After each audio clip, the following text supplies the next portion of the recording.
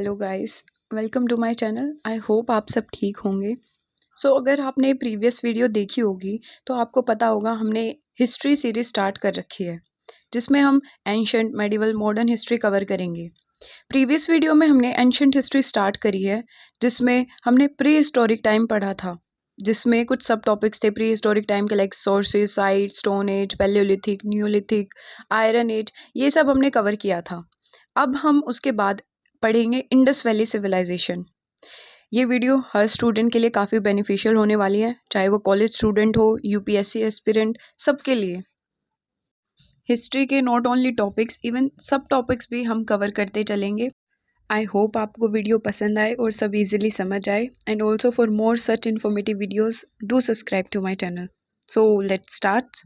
यहाँ हम पढ़ रहे हैं history of India, ancient history, जहाँ आज की वीडियो में हम डिस्कस करेंगे इंडस वैली सिविलाइजेशन। उसके कुछ सब पॉइंट्स जो मैंने यहाँ पे मेंशन किए हैं: geography, archaeological findings, major cities, town planning क्या थी इंडस वैली सिविलाइजेशन की, स्क्रिप्ट, लैंग्वेज, ट्रेड कैसी थी, इकोनॉमिक कैसी थी वहाँ की, और एग्रीकल्चर, डोमेस्टिकेशन ऑफ एनिमल्स, और एट लास्ट हम देखेंगे कि कैसे हड़प्पन कल्चर जो इंडस वैली सिविलाइजेशन है वो कैसे डिक्लाइन हुई। ये मैप मैंने यहाँ पे अटैच किया है। इसमें ये अर्लीस्ट अर्बन सिविलाइजेशन है वर्ल्ड की, जो हमें उस टाइम पे मिली थी। अर्लीस्ट लाइक इजिप्ट में मिली थी, चाइना की होगी, मेसोपोटामियन हो गई, वही उन्हीं में से एक अर्लीस्ट सिविलाइजेशन है हमारी हड़प्पन सिविलाइजेशन, जिसको हम डिस्कस करने वाले हैं। Let's start. Indus valley civilisation, जिसको हम हड़प्पन सिविलाइजेशन भी बोलते हैं, this was one of the earliest urban civilisation in the world. उन्हीं में से एक है ये, जो हमने पीछे मैंने आपको बताया, जो हमारी अर्बन सिविलाइजेशन थी पूरे वर्ल्ड की, उन्हीं में से अर्लीस्ट सिविलाइजेशन में से एक हड़प्पन सिविलाइजेशन है। ये ब्रॉन्ज एज के आसपास फ्लोरिश हुई थी। इसका एग्जैक्ट टाइम हमें नहीं पता, और वैसे भी आपको बुक्स में अलग अलग मेंशन मिलेगा, बट जो यहाँ पे मैंने लिखा है 3300 से 1300 बीसी के आसपास, ये north west region of the Indian subcontinent में फ्लोरिश हुई थी हमारी इंडस वैली सिविलाइजेशन। इसको हम प्रोटो हिस्ट्री का पार्ट भी बोल सकते हैं, क्योंकि यहाँ पे काफ़ी हमें एविडेंसेस मिले थे बट अनडिसाइफर्ड। और हिंदी में हम इसको सरस्वती सिंधु सभ्यता भी कहते हैं। ये दो रिवर्स के पास मिली थी, एज यू नो, सरस्वती और सिंधु। और हड़प्पन सिविलाइजेशन हम इसको कहते हैं क्योंकि जो फर्स्ट सिटी एग्जिबिट करी गई थी, जो फाउंड हुई थी, वो थी हड़प्पा, तो इसीलिए इसका नाम हड़प्पन सिविलाइजेशन भी पड़ा। और शायद ये आपको बैकग्राउंड में मैप दिख रहा होगा, इसमें मैंने मेंशन भी किया है कि कौन सा नॉर्थ वेस्ट रीजन है जहाँ पे ये इंडस वैली सिविलाइजेशन मिली है। अब देखते हैं Indus valley civilisation, geography and archaeological findings. उससे पहले मैं आपको ये दिख रहा होगा इंडस क्रोनोलॉजी। इसमें मैंने 6 स्टेजेस में इंडस की जो भी चेंजेस या स्टेजेस बताए गए हैं, जिसमें अलग अलग डेवलपमेंट या अलग अलग चीज़ें हमें मिली, उसके हिसाब से मैंने ये डिवाइड करके यहाँ पे लिखे हैं। Like beginning of village farming communities, फिर पेस्टोरल कम्युनिटीज़, फिर सोसाइटी, अर्बनाइजेशन, टाउन प्लानिंग, अलग अलग स्टेजेस को मैंने अलग अलग टाइम पीरियड के साथ यहाँ पे मेंशन किया है। और the Indus valley civilisation was spread across the fertile plains of the Indus River and its tributaries, including the present day region of Pakistan, India and part of Afghanistan। तो यहाँ पे आपको ये पाकिस्तान का, इंडिया का और अफगानिस्तान का पार्ट दिख रहा होगा। यहाँ तक इंडस वैली सिविलाइजेशन की हमें मतलब फैली हुई थी, ये यहाँ तक की स्प्रेड हो रखी थी। मेजर आर्कोलॉजिकल साइट्स जो है इंडस वैली सिविलाइजेशन की, वो है हड़प्पा, मोहनजोदारो, ढोलावीरा, लोथल और कालीबंगन। और अगर आर्कियोलॉजिकल फाइंडिंग्स की बात करें तो वो काफ़ी वैल्यूएबल है, जो हमें यहाँ के कल्चर, टेक्नोलॉजी और उनकी डेली लाइफ के बारे में बताती है। और इंडस वैली सिविलाइजेशन से रिलेटेड हमें मोर देन 100 साइट्स मिली हैं, जो हमें सिविलाइजेशन के बारे में अलग अलग इन्फॉर्मेशन प्रोवाइड करती हैं या बताती हैं। आर्कियोलॉजिकल फाइंडिंग्स जिनको हम कहते हैं, वो हमें 100 से भी ज़्यादा साइट्स पे मिली हैं। आई होप आपको वीडियो पसंद आ रही हो। तो आगे बढ़ने से पहले I request you to please do subscribe to my channel, ताकि आप आगे आने वाली हर एक वीडियोस देख सकें और मैं भी आपको ज़्यादा से ज़्यादा इन्फॉर्मेशन प्रोवाइड कर सकूं। Thank you. आगे बढ़ते हैं। मेजर सिटीज़, वैसे तो काफ़ी साइट्स और सिटीज़ हमें मिली हैं, बट यहाँ पे मैंने कुछ major cities of Indus valley civilisation को मेंशन किया है, जैसे कि Harappa, Mohenjodaro, Lothal, Kalibangan, Dholavira, Surkotada, टनहुदारो।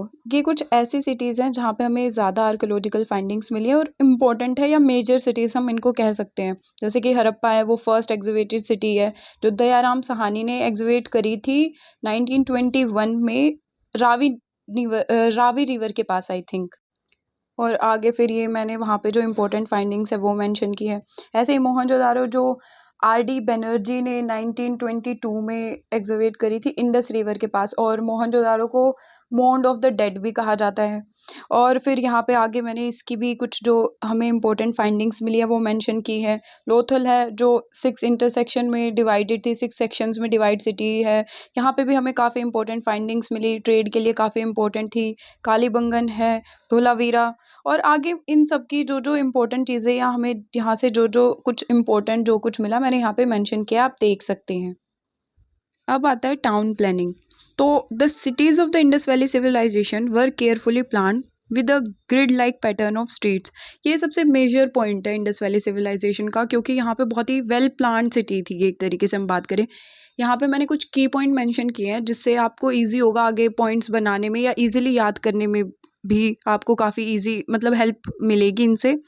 First is grid like street layout, well-defined residential areas, commercial and industrial zones, fortified citadel, sophisticated drainage system, public baths, water management और स्टैंडर्डाइजेशन। अब जो अपर पार्ट है जिसको जो फोर्टिफाइड सिटाडेल लिखा हुआ है, ये था जहाँ पे पब्लिक बिल्डिंग्स ग्रेनरीज वगैरह होती थी, ये थोड़ी हाइट पे था एज अ स्टेज। और फिर एक है लोअर पार्ट जो डिवाइडेड था जहाँ पे मेनली लोग रहना पसंद करते थे। जो यहाँ का ड्रेनेज सिस्टम था बहुत कवर करके रखते थे, काफ़ी मतलब साफ़ सफाई का भी बहुत ध्यान रखते थे। तो यहाँ की टाउन प्लानिंग को देख के लोग हैरान भी है कि उस टाइम पे लोग इतने अच्छी वेल प्लान सिटी कैसे डेवलप कर सकते हैं। वहाँ के आर्किटेक्चर कुछ ज़्यादा ही मतलब कह सकते हैं हम हाई स्किल्ड थे जिन्होंने इतनी अच्छी टाउन प्लानिंग की थी। अब सोसाइटी और कल्चर की बात करें तो the society of Indus valley civilisation was organised hierarchically with a well defined social structure. The cities had a middle class population engaged in trade and crafts as well as ruling elite। मतलब जो उस time की society थी ना वो उसमें कुछ ऐसा खास डिस्क्रिमिनेशन वगैरह देखने को नहीं मिलता। एक वेल डिफाइंड सोशल स्ट्रक्चर था कि हाँ लोग ट्रेड एंड क्राफ्ट में भी इंगेज थे, रूलिंग एलाइट्स भी थे, और एज सच कोई जेंडर डिस्क्रिमिनेशन भी देखने को नहीं मिलता। The society likely had a patriarchal structure with evidence of distinct gender roles. मतलब हाँ ऐसे अलग अलग एविडेंस के हिसाब से हम ये कह सकते हैं पेट्रियार्कल स्ट्रक्चर था, क्योंकि जैसे कोई ज़्यादा हंटिंग वगैरह का काम होता था तो वो मेनली मेल्स प्रेफर करते थे, जो हाउस होल्ड मेनली वर्क होते थे या जो वैसे काम होते थे वो वुमेन प्रेफर करती थी। ऐसा एविडेंस के हिसाब से हम कह सकते हैं कि हाँ वहाँ पे पेट्रियार्कल स्ट्रक्चर था। और अर्बन प्लानिंग और एडमिनिस्ट्रेशन के काफ़ी हमें एविडेंस मिलते हैं जो बताते हैं काफ़ी अच्छी थी। And the presence of public bath suggest and emphasise on the cleanness and hygiene. और जो वहाँ पे पब्लिक बाथ्स और जो उनकी स्ट्रीट वो मिले हैं जहाँ पे वो जो रोड साइड स्ट्रीट्स थी, वो जो उनकी साफ़ सफाई है जो बताता है, जो ग्रिड सिस्टम जो वहाँ का है कि काफ़ी साफ़ सफाई और हाइजीन को प्रेफर करते थे ये लोग। तो काफ़ी बढ़िया सोसाइटी और कल्चर था उस टाइम के लोगों का, हम एविडेंस के बेसिस पे ये कह सकते हैं। स्क्रिप्ट और लैंग्वेज की बात करें तो जो इंडस वैली सिविलाइजेशन की स्क्रिप्ट है उसको इंडस स्क्रिप्ट भी कहते हैं, जो अभी तक अनडिसाइफर्ड है, जिसकी वजह से हमारे काफ़ी मतलब अभी भी हम सिर्फ एजम्पशन ही लगा रहे हैं कि हाँ ऐसी रही होगी। अगर एक बार वो डिसाइफर्ड हो जाती है तो हमें पता लग जाएगा कि एग्जैक्ट चीज़ें थी क्या। अभी भी उस पर रिसर्च और स्टडी चल रही है। और मेनली ये जो स्क्रिप्ट है ये माना जाता है कि ये पिक्टोग्राफी थी, क्योंकि यहाँ पे हमें सील्स और पोर्ट्रेज जो थी उन पे जो इमेजेस मिलती हैं वो ऐसी ही मिलती है कि वो लोग पिक्चर्स के थ्रू ही कम्युनिकेट करते थे। तो ये कहते हैं कि ये पिक्टोग्राफी इनकी जो थी वो स्क्रिप्ट या लैंग्वेज थी। और ऐसा कहते हैं कि वो खरोस्ती स्टाइल में लिखी गई थी। लाइक जो फर्स्ट लाइन थी वो राइट टू लेफ्ट होती थी और जो सेकंड लाइन होती थी वो लेफ्ट टू राइट होती थी। तो इसको खरोस्ती स्टाइल बोलते हैं, जिसमें हमें कहते हैं कि वो स्क्रिप्ट जो थी इंडस वैली सिविलाइजेशन की जो स्क्रिप्ट है वो खरोस्ती स्टाइल में लिखी गई है। क्राफ्ट सील्स एंड इमेजेस की बात करें तो the Indus valley civilisation was known for advanced craftsmanship. वहाँ पे जो हमें ज्वेलरी स्कल्पचर्स मेटल वर्क्स जो मिले उससे पता लगता है कि काफ़ी स्किल्ड जो क्राफ्टमैन थे वहाँ के, जो काफ़ी अच्छे ऐसी चीज़ें बनाते थे, ज्वेलरी हो गई स्कल्पचर्स मेटल वर्क्स, या उनको देख के हमें लगता है। सील्स एंड इमेजेस की बात करें तो जो सील्स हैं वो काफ़ी एनिमल्स को डिपिक्ट करती है, मिथिकल क्रिएचर्स, और उन पे काफ़ी ह्यूमन फिगर्स भी बनी हुई हैं दिखाती हैं, they were used for administrative, commercial and potential personal identification purposes. जो अभी हमें देखने को मिल रही हैं सील्स, उनके अकॉर्डिंग हम यही समझ सकते हैं कि ये सारी चीज़ें ये सील्स और इमेजेस यूज़ होती थी एडमिनिस्ट्रेशन पर्पस के लिए या कमर्शियल पर्पस के लिए, आइडेंटिफिकेशन पर्पस के लिए कि हाँ ये पर्टिकुलर सील इस इंसान से बिलोंग करती है। फिर अगर रिलीजन एंड बिलीव्स की बात करें तो the religious belief of Indus valley civilisation are not well understood due to the lack of deciphered text. But जो मैंने यहाँ पे की पॉइंट्स यहाँ पे मुझे मिले, जो मैंने मेंशन किए हैं, एब्सेंस ऑफ टेम्पल्स, वहाँ पे कोई ऐसा सच टेम्पल्स नहीं देखने को मिलते। वाटर एंड नेचर वर्शिप, लोग पानी की पूजा करते थे, नेचर की पूजा करते थे। एंड टेराकोटा फिगरीन्स मिली हमें काफ़ी, टेराकोटा फिगर्स जो कह सकते हैं कि वो गॉड, एज अ गॉड उनको पूजते थे। रिचुअल्स, बाथिंग, वहाँ पे जो ये हमें ग्रेट बाथ मिला है मोहनजोदड़ो में, वो हमें दिखाता है कि रिचुअल बाथिंग्स को भी प्रेफर करते थे, रिचुअल प्योरिटीज़ को भी। But because of lack of decipher text हम एज सच कुछ कह नहीं सकते कि क्या वहाँ पे रिलीजियस बिलीफ थे लोगों के। अब बात करें इंडस वैली सिविलाइजेशन की इकोनॉमी की, तो the Indus valley civilisation had a thriving economy based on agriculture, trade, and craft productions. The cities served as trade centers, and evidences suggest long distance trade network extending to regions like Mesopotamia. तो जो हमें evidences मिले हैं वो हमें ये भी बताते हैं कि इनका काफ़ी लॉन्ग डिस्टेंस ट्रेड भी थी काफ़ी, और जो मेनली इकोनॉमी थी वो बेस्ड थी एग्रीकल्चर और क्राफ्ट प्रोडक्शन और ट्रेड्स पे ही।